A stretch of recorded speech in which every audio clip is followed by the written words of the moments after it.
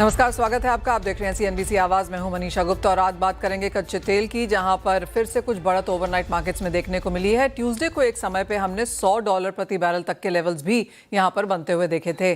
साथ ही बात करेंगे पाम तेल की, जहां पर इंडोनेशियन गवर्नमेंट की तरफ से काफ़ी सारी स्टेटमेंट्स आते हुए नजर आई हैं। पहले तो ये कि एक्सपोर्ट को स्टेट एजेंसीज के द्वारा किया जाएगा और अब कहा गया है कि 10 बड़ी कंपनीज के अगेंस्ट यहाँ पर प्रोब है, जहाँ पर अंडर इनवॉइसिंग की यहाँ पर कुछ सिचुएशंस नजर आई हैं। क्या कुछ है डिटेल्स, इन सब पर बात करने के लिए हमारे साथ HPCL के फॉर्मर CMD MK सुराना, साथ ही एशिया फार्म ऑयल अलायंस के चेयरमैन अतुल चतुर्वेदी जुड़ेंगे। हमारे साथ होंगे कोटक सिक्योरिटीज के सुनील काटके भी। सबसे पहले यहाँ पर कच्चे तेल पे ही बात कर लेते हैं, जहाँ पर हमने प्राइसेस में एक अप मूव फिर से आता हुआ देखा है। मिस्टर सुराना, कैसे देखते हैं आप price movement? US Iran negotiations, piece talk ज़रूर यहाँ पर जारी हैं, लेकिन कितनी क्लैरिटी है वो अभी भी यहाँ पर समझ में नहीं आ रहा। ट्यूसडे में हमने $100 पर बैरल न्यूयॉर्क सेशन में एक बार प्राइसेस फिर से जाते हुए देखे थे, यानी कि बहुत दूर नहीं है हम उन काइंड ऑफ लेवल से। पहले तो ग्लोबल क्यूज की आपकी क्या रीडिंग है? और आपके सभी दर्शकों को भी मेरा नमस्कार। तो जैसा आपने देखा है, पिछले 2 दिन में कच्चे तेल की कीमतों में काफी उछाल आया, 5% अप एंड डाउन हुआ। और ये जिस तरीके से इनके जो नेगोशिएशन हो रहे हैं उस पर पॉजिटिव न्यूज पे नीचे जा रहा है और थोड़ी सी उसमें फिर कुछ तकलीफ होती है तो वापस ऊपर जा रहा है। और मेरे ख्याल से अभी भी इसमें कोई क्लैरिटी नहीं बनी है जिसपे मार्केट इसको बराबर फैक्टर कर पाए कि ये किसी डेफिनेट डायरेक्शन में जा रहा है। तो अभी थोड़ी असमंजस की स्थिति है जो आइदर साइड आ सकती है, और जो इनपुट्स मीडिया में दिए जा रहे हैं वो भी उतना क्लियर नहीं है। और इस कारण मुझे लगता है, depending on the news, crude की जो प्राइस है वो 95 से 120 के बीच में ही, मतलब 95 से $120 पर बैरल के बीच में ही चलती रहेगी, जब तक कि कोई बहुत क्लैरिटी इस पे नहीं आती है। यदि इस पे एक डेफिनेटिव क्लैरिटी आती है तो उसमें फिर थोड़ा उतार 100 के नीचे आने के चांस है। लेकिन यदि डिक्लेरेशन होता भी है तो उसके बाद भी हमें ये नहीं मानना चाहिए कि सब कुछ एक दिन में ही सेटल हो जाएगी, उसमें वक्त लगेगा और उस दौरान वॉलेटिलिटी रह सकती है। उसके 2 कारण होंगे। एक तो ये कि जो क्लैरिटी के बाद जो इन्वेंट्री लॉकअप है वहाँ पर वेस्ट एशिया और गल्फ रीजन में, वो लोग डिस्पोज करने की कोशिश करेंगे, और दूसरा जिन्हें तेल चाहिए वो तेल लेने की कोशिश करेंगे। तो इस खिंचाव के बीच में प्राइसेस थोड़ी वॉलेटाइल रहेगी और फिर सेटल होगी। Point taken. मिस्टर राणा, जब आप कहते हैं कि प्राइसेस 95 और 130 के बीच में रह सकते हैं, इसका इम्पैक्ट इंडियन मार्केट्स के लिए 120 ओके, 95 टू 120 के बीच में रहेंगे, तो इसका इम्पैक्ट इंडियन मार्केट्स पे क्या है? देखिए, इंडियन मार्केट में सरकार ने काफी दिनों तक जो प्राइसेस थी उसको स्टेबल ही रखा था, जहां तक रख सकते थे। और जब एक सिचुएशन कंट्रोल के बाहर आने लगी तभी भाव बढ़ाए गए। पिछले 11-12 दिन में 4 बार जो है वो प्राइसेस बढ़ाई गई है। अभी जो है आगे जैसे भाव बढ़ते हैं उसी के हिसाब से होगा। और सरकार को ये ध्यान रखना ही होगा कि प्राइसेस का जो होगा, OMC की अंडर रिकवरीज को कंट्रोल में रखना बहुत जरूरी है अभी। तो मेरे ख्याल से हमारे यहाँ जो लोकल दाम है वो इस पे डिपेंड करेगा कि सरकार का इस पे क्या व्यू बनता है कि प्राइसेस किधर रहेंगी और कितने दिन रहेंगी। दोनों ही इम्पोर्टेंट है, और डॉलर के रेट है वो भी एक इम्पोर्टेंट फैक्टर इसमें है। अभी दोनों में ही थोड़ी नरमी आई है, वो एक पॉजिटिव सिग्नल है OMCs के लिए। मिस्टर राणा, लास्ट टाइम जब हमारी बात हुई थी तो यही हुई थी कि ₹7.5 का जो इजाफा हमने पेट्रोल डीजल के प्राइसेस में आता हुआ देखा है वो शायद full passing on off crude price hike नहीं है। शायद आगे और कुछ यहाँ पर स्टेप्स लेने पड़ेंगे। आपको लगता है और प्राइस हाइक्स यहाँ पर इन फोकस है?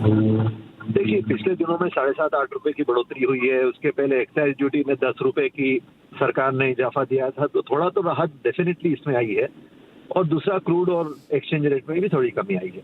लेकिन ये सब चीज जो है दिन पर दिन चेंज हो रही है। और इसके पहले का जो अंडर रिकवरी है, वो 80 दिन का अंडर रिकवरी है, वो भी कवर करना बहुत जरूरी है।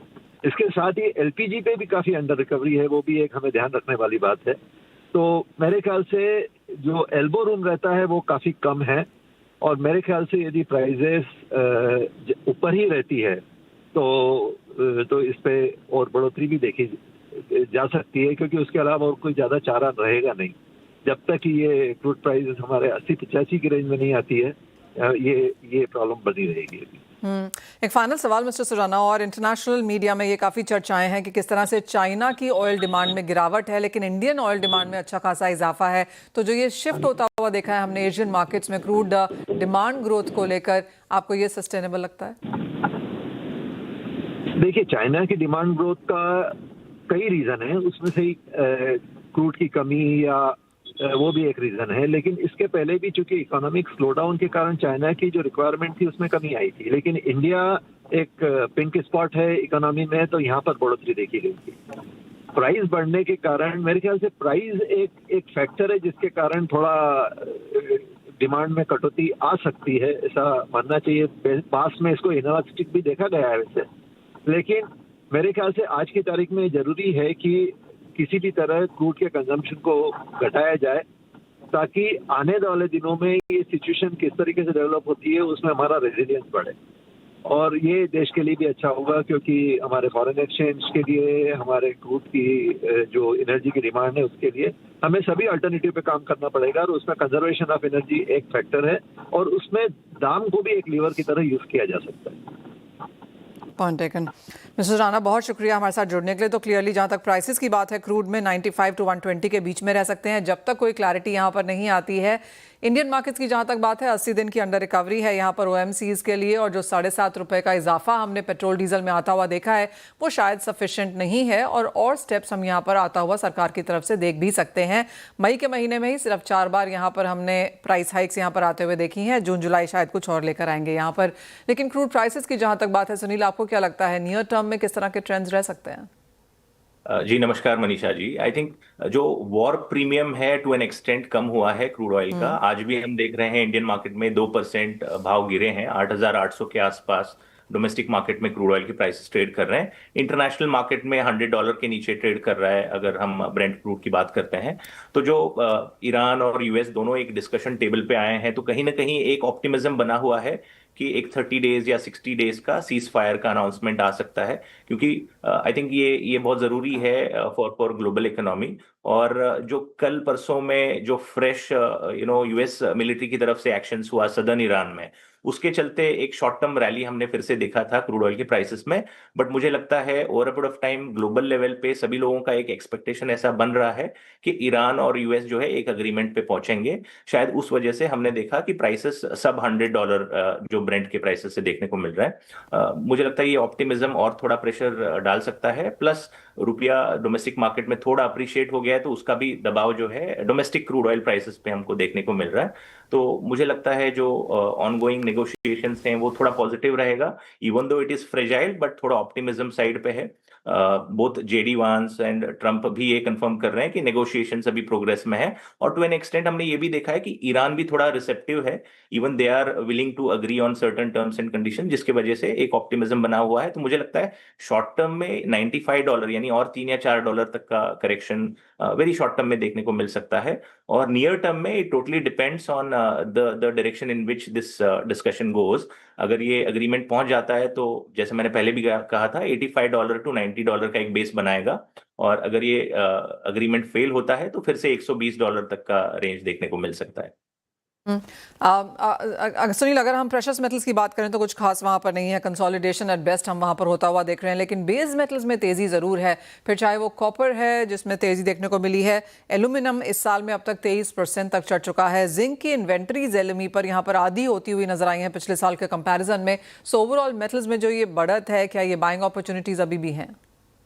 देखिए, बहुत हद तक ये यूएस और ईरान का जो नेगोशिएशन है उसके ऊपर भी निर्भर करता है, क्योंकि ग्लोबल ग्रोथ का जो आउटपुट है, मतलब ग्लोबल ग्रोथ का जो एक्सपेक्टेशन है वो डिपेंड करेगा एनर्जी प्राइसेस को लेके। अगर एनर्जी प्राइसेस हायर साइड रहेंगे तो inflationary expectations on the higher side रहेंगे, तो सेंट्रल बैंक्स अमूमन ऐसे सिनारियो में interest rates on the higher side रखेंगे।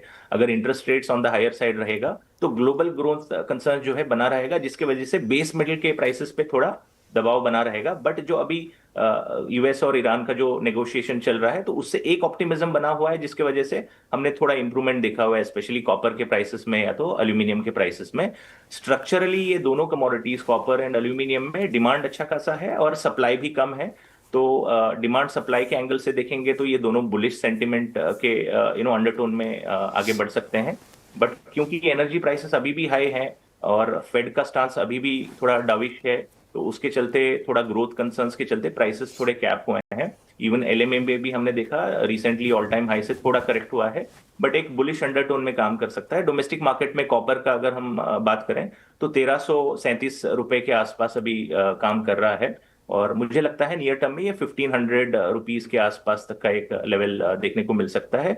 जो दो मेजर रीजन जिसके वजह से ये भाव बढ़ सकता है, जो हमारा एंटिसिपेशन है, एक तो जो data centre, AI, green energy, electric vehicles की तरफ से जो डिमांड है उसका है, और जो सल्फ्यूरिक एसिड का जो एक्सपोर्ट बैन लगा है चाइना की तरफ से, उसका भी मेरे ख्याल से कॉपर के प्राइसेस पे एक थोड़ा सपोर्ट जो है देखने को मिल सकता है। उसके अलावा अगर माइन आउटपुट की भी बात करते हैं कॉपर वगैरह में, तो चिली का जो आउटपुट है वो ईयर ऑन ईयर डिक्लाइन पे है, तकरीबन 6% डाउन है आउटपुट, तो वो भी कहीं ना कहीं सप्लाई कंसर्न्स की तरफ एक इंडिकेशन दे रहा है, तो प्राइसेस थोड़ा बुलिश साइड में रह सकता है।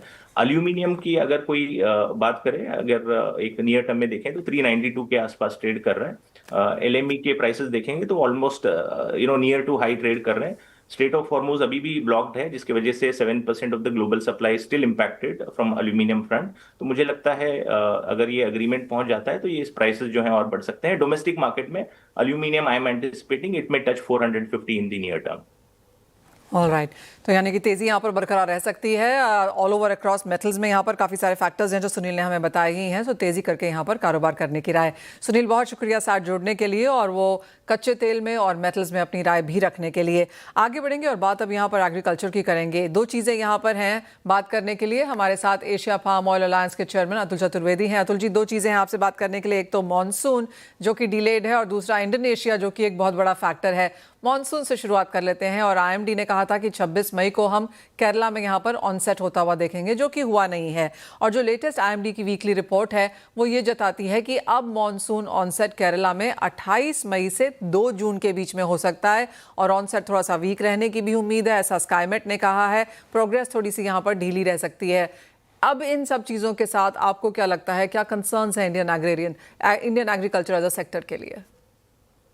Indian agriculture as a sector जो मतलब रेनफेड है एरिया, लाइक सेंट्रल इंडिया जहाँ सोया पैदा होता है, या पार्ट्स ऑफ महाराष्ट्र वगैरह, जो रेनफेड है उसको तो तकलीफ हो सकती है अगर मानसून टाइमली और स्पेशल डिस्ट्रीब्यूशन बराबर नहीं रहा तो।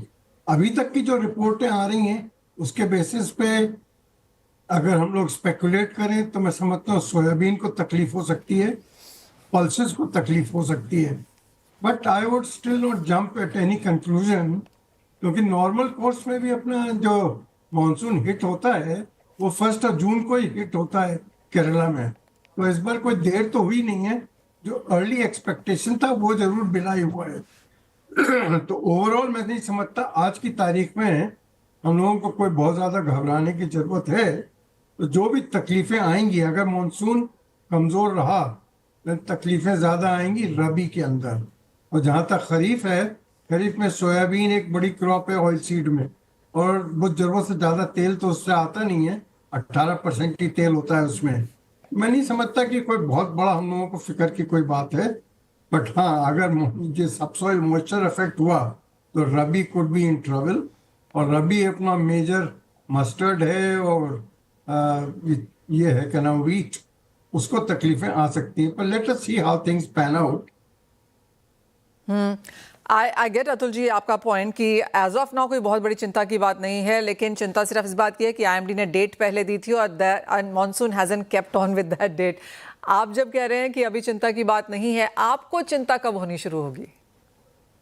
हमको चिंता शुरू होगी रफली अगर अगस्त तक का स्प्रेड ठीक नहीं रहा तो, क्योंकि अगस्त सितंबर is the time when the pod filling actually takes place. तो उस पीरियड में अगर पानी नहीं गिरा, वेदर इट इज क्या नाम गन्ना हो या अपनी पल्सेस हो या सोयाबीन हो या ग्राउंडनट हो, तो वो पीरियड एक थोड़ा सा फिक्रमंदी का पीरियड होता है। पर इसमें तो क्या है कि जून मंथ में आराम से वो क्या नाम सोइंग हो जाएगी, और जो सोइंग तो 15 जुलाई तक भी चलती है, कोई प्रॉब्लम नहीं है। ओके अब दूसरा बड़ा मुद्दा अतुल जी यहाँ पर इंडोनेशिया को लेकर है, जहाँ पर रोज एक हेडलाइन बनती हुई नजर आ रही है। पहले ये कि एक्सपोर्ट सिर्फ स्टेट एजेंसी से होगा, दूसरा ये कि हम फेयर प्राइस देंगे, कॉम्पिटिटिव नहीं होगा या अंडर प्राइसिंग नहीं होगी। अब ओवर इनवाइसिंग, अंडर इनवाइसिंग के ऊपर काफी सारा है, 10 कंपनीज के नाम भी यहाँ पर निकल के आए हैं। पूरा मुद्दा कैसे देखते हैं, इंडोनेशिया का ये स्टेप कैसे देखते हैं? मुझे तो ऐसा लगता है कि इंडोनेशियन जो प्रेसिडेंट साहब हैं वो ट्रम्प जी से बहुत ज्यादा इंस्पायर्ड हैं। वहाँ पे मागा है, मेक अमेरिका ग्रेट अगेन, और इंडोनेशिया में लग रहा है MIGA, make Indonesia great again. Indonesia was already great, there was no reason why Indonesia should start looking towards that.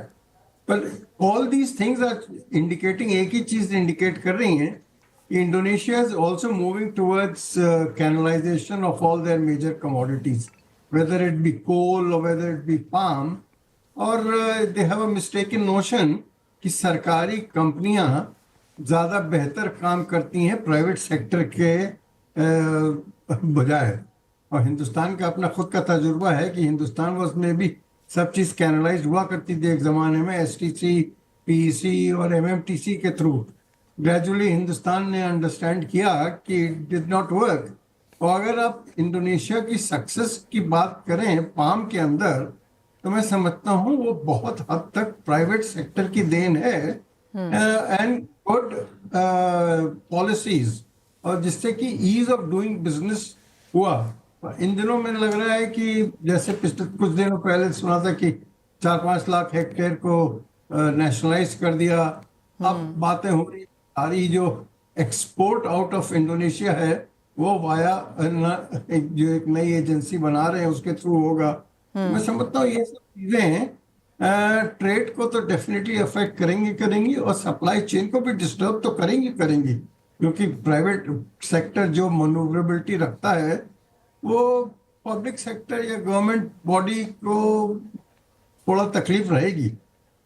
मैं समझता हिंदुस्तान को वो रहना चाहिए, ये डिस्टर्ब कर सकता है, पर इसका एक असर ये हो सकता है कि हिंदुस्तान की डिपेंडेंस मलेशिया पे और शायद थाईलैंड के ऊपर ज्यादा बढ़ जाए और इंडोनेशिया पे कम होती जाए।